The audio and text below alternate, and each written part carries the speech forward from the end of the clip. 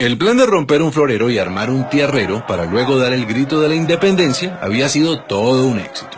Pero la corona española no se iba a quedar así. Cuando Napoleón fracasó en su campaña y Fernando VII recuperó el trono de España, lo primero que hizo fue enviar a Pablo Morillo y al virrey Juan de Sámano a reconquistar América. Mientras tanto, los criollos no se ponían de acuerdo en cómo organizar la primera república. Había realistas y patriotas, y a su vez los patriotas se dividían entre centralistas y federalistas, y en medio de esa discordia llegó el contraataque español. Durante la Reconquista murieron grandes personajes y los patriotas que sobrevivieron se fueron a resistir al Casanare, y también al mismo Casanare llegó Simón Bolívar. Su lucha por la independencia ya llevaba años. De hecho, él estaba en Londres en una misión diplomática cuando ocurrió el grito de independencia de 1810. Y fue en 1819 que unió fuerzas con Santander a liberar la Nueva Granada. Y sí, el 11 de junio, en medio del invierno y después de atravesar el vasto llano, Bolívar y Santander se reunieron en Tame, a orillas de la Cordillera Oriental. La idea era simple: formar un solo ejército patriota con más de 2.500 almas y atacar al poderoso ejército realista al mando del general José María Barreiro.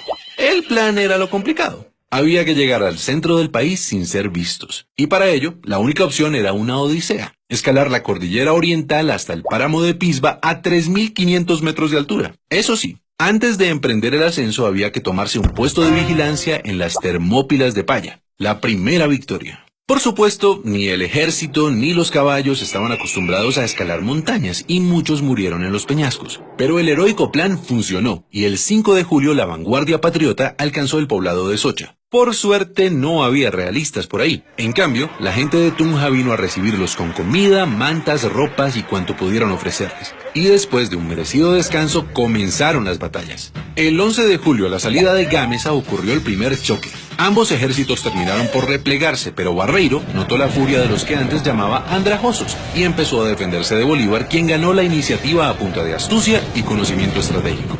Los patriotas avanzaron en Tasco, Beteitiva y Serinza. Cuando Barreiro vio que llegaban patriotas por el valle de Duitama, se sintió rodeado y el 17 de julio abandonó su cuartel en Tópaga para ir a pertrecharse en Paipa y tratar de prender alarmas en Santa Fe. La iniciativa estaba del lado de los patriotas, y en la madrugada del 25 de julio, un día después del cumpleaños de Bolívar, el ejército patriota decidió lanzar el siguiente ataque.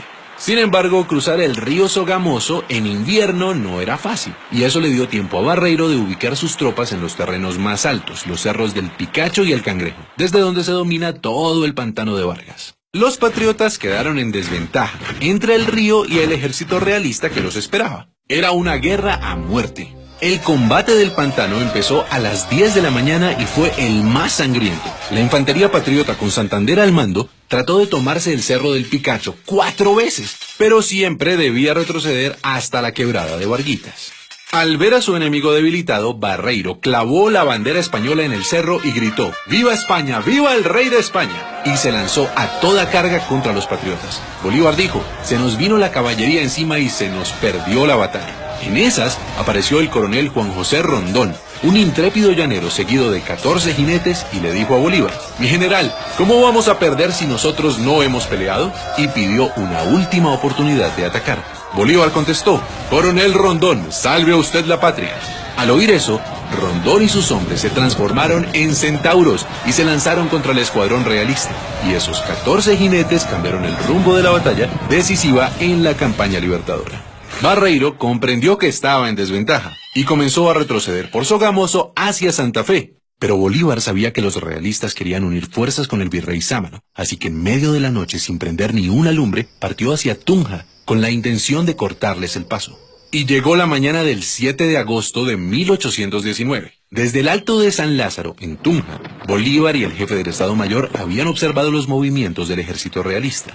Bolívar se adelantó hasta el puente de Boyacá. Gracias a eso logró ubicarse mejor y esta vez dividió en dos a los realistas, que habían dejado una brecha entre el grueso del ejército y la vanguardia. A las 2 de la tarde, el desprevenido jefe de la vanguardia realista pensó que era un buen momento para almorzar, cuando por su espalda vio llegar a los primeros jinetes patriotas. Al principio creyó que era solo un puñado y quiso perseguirlos, pero pronto quedó asombrado. Entre la niebla vio aparecer la tropa patriota en formación de combate.